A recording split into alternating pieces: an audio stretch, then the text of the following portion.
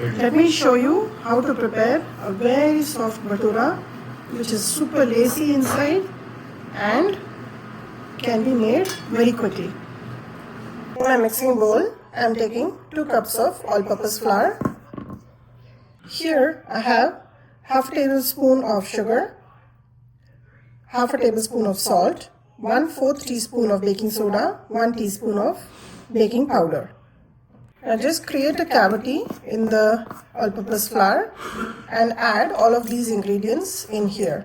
The salt, baking powder, baking soda and the sugar. Give all these a quick mix.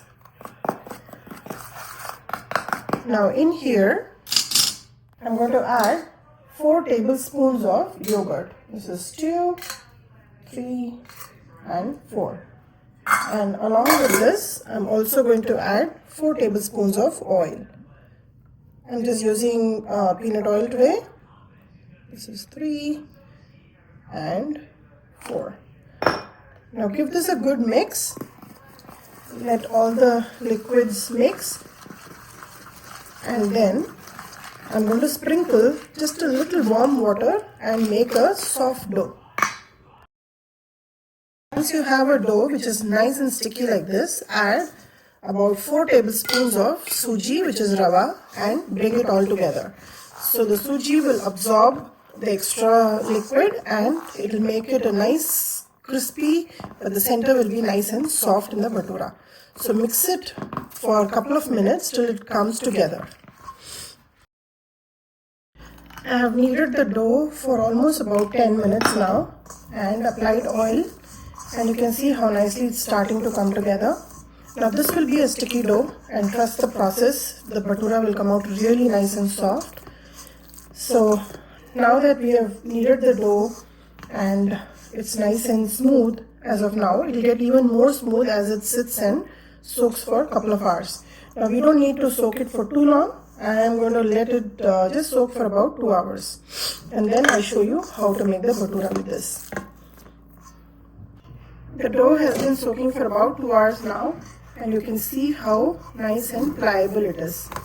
The suji that we added has fluffed up and it has absorbed any extra moisture that was, and it has given a perfect texture to roll out the bhatura. So just mix it so it has also fermented a little bit because of the baking soda and the yogurt. And now I'm going to portion out into bhatura size ball. I've portioned out about 9 bhatura ball, and these are super soft. You can see some air bubbles in them, which is perfect, which is what we want. The more the moisture in the dough, the nice and fluffy it will puff up. So we don't want to use any dry flour to dust and roll. We're going to use oil to touch and roll it out. Let me show you how. I have just added about a couple of drops of the oil that is heating on the side, and with the rolling pin just gently roll it out. You can see how easily it is pliable and it will spread out very comfortably. Don't use any dry flour, otherwise it will become it will first of all dirty up the oil in which we are going to fry, and it will make it a bigger mess. It will start becoming very elastic. So try to use oil like how I'm showing. And don't worry about the shape. I'll fix it when I'm just about to fry it. I have the oil heating up here, and the key to making bhatura is to have a very hot oil. So make sure you keep it on high heat, and once it's hot, maintain it at medium high. Now once it's hot, I'm going to start frying. Put it off the dough and drop it in the oil, and it should immediately come up. That's when you know it's nice and hot.